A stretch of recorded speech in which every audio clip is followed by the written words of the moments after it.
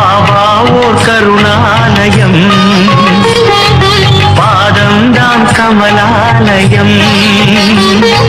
பாபா ஓர் கருணாலயம், பாதம்தான் கமலாலயம்.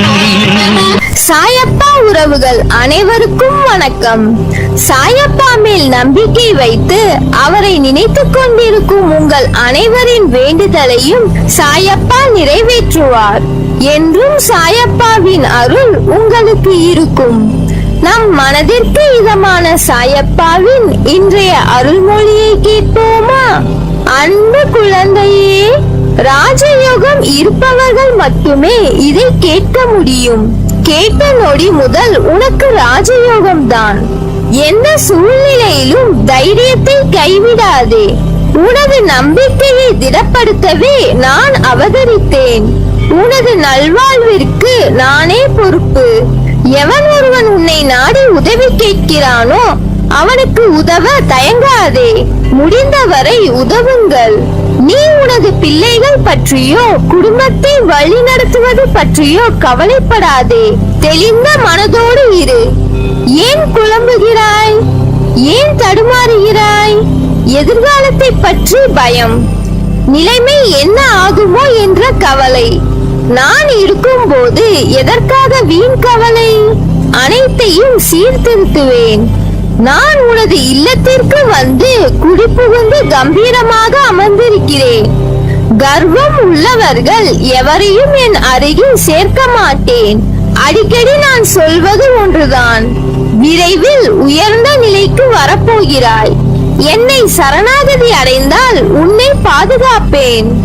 ஏற்கனவே என்ன நடந்ததோ என்ன நடக்கப் போகிறதோ அதற்கு ஏற்றவாறு வாழ்க்கை நடத்து. எது பிராப்தம் என்று விதிக்கப்பட்டு இருக்கிறதோ அதை அறிந்து கொண்டு நட. எப்போதும் திருப்தியுடன் இரு. சஞ்சலத்திற்கோ கவலைக்கோ இடம் கொடுக்காதே. சில சமயம் என்னையும் மீறி பிரச்சனைகள் வரும்போது என்னை அறியாமல் மனம் சஞ்சலத்துக்குள்ளாகிறது என்கிறாய். இந்த மானிட பிறவிகள் சுதந்திரமானவர்கள் என நினைத்துக் கொண்டு சுகத்திற்காக இரவு பகலாக உழைக்கிறார்கள். ஆனால் அவர்கள் கஷ்டம் என்ற ஒன்றை மட்டுமே அறுவடை செய்கிறார்கள். இதுதான் விதி. இந்த விதியானது நல்லதாக திரும்பி நல்ல நேரம் வருவதற்கு முன் ஒரு கஷ்டம் வந்து செல்வது தவிர்க்க முடியாத ஒன்று. எதிரிகளிடம் சிக்கிக் கொண்டு அனைத்தையும் இழப்பது, வம்பு வழக்கு என அலைவது, நீடித்த புகழ் நிலை மாறி அனைவரும் புறக்கணிக்கும் வகையில் அவமானம் உண்டாவது போன்ற நிலைகள் தோன்றுவது இதனால்தான்.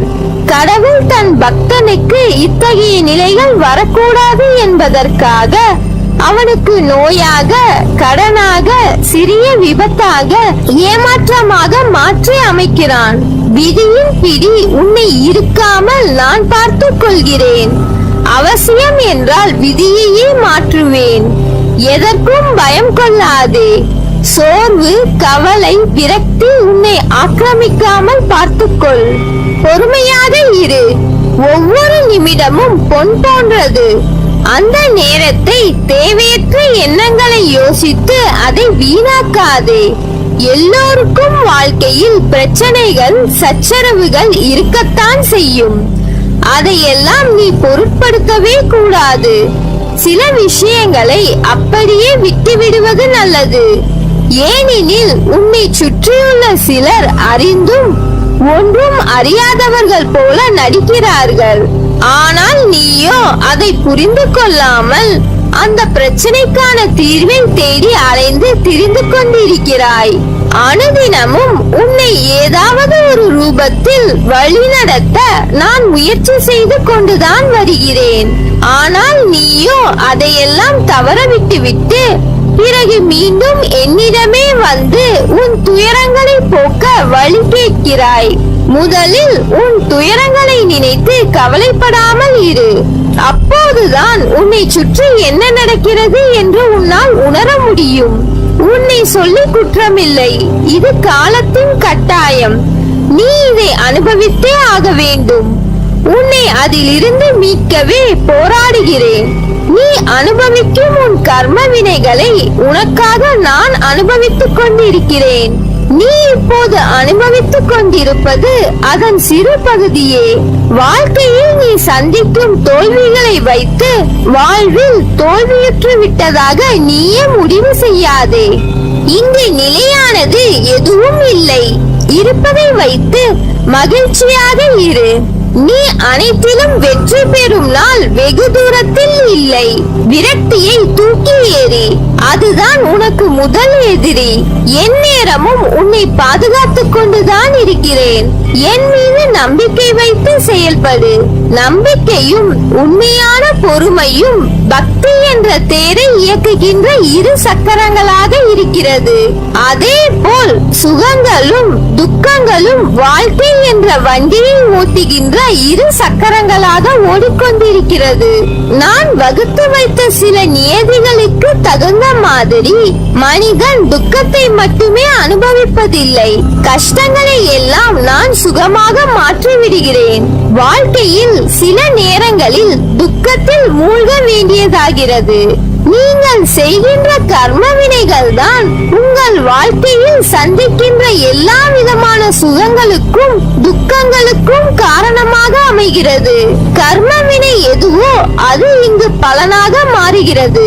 பிரச்சனைகள் மனதை அழுத்தும் நேரத்தில் தடுமாற்றமே இல்லாமல் என் நாமத்தை சொல்லி ஆராதிப்பவர்களே என் பக்தர்கள். அவர்களுக்கு என் ஆசீர்வாதத்தையும் கருணையையும் பொழிந்து அவர்களை காப்பாற்றி விடுகிறேன். நீ எடுக்கும் முடிவுகளை நிதானத்தோடும் நம்பிக்கையோடும் பிறருக்கு தீங்கு இழைக்காத வண்ணம் எடுக்க வேண்டும். தேவைகள் எப்பொழுதும் மாறிக்கொண்டே இருக்கும். முதலில் அந்த எண்ணத்தை சமநிலைப்படுத்து. அப்போதுதான் உன்னால் எதிர்பார்க்காமல் வரும் தாமதங்களையும் தடைகளையும் எதிர்கொள்ள இயலும். கஷ்ட நஷ்டங்கள் வாழ்வில் ஒரு பகுதிதான் என்பதை தீர்க்கமாக புரிந்து கொள். அதுவே வாழ்க்கை கிடையாது. நீ விரும்பும் லட்சியத்தில் வெற்றி கிடைக்கும் வரை ஓயக்கூடாது என்ற உறுதி நெஞ்சில் நிலைத்திருக்க வேண்டும். அப்போதுதான் உன்னால் சுடர்விட்டு பிரகாசிக்க முடியும். யார் உன்னை என்ன வசைப்பாடினாலும் அது உன்னை தீண்டாது. தீண்டவும் விடமாட்டேன். அதற்கான பலனை அவர்கள் சந்திப்பார்கள். தற்போதைய நிலை கண்டு கலங்காதே. நம்பிக்கை இழக்காதே. கொஞ்சம் பொறுமை காத்துக்கொள்.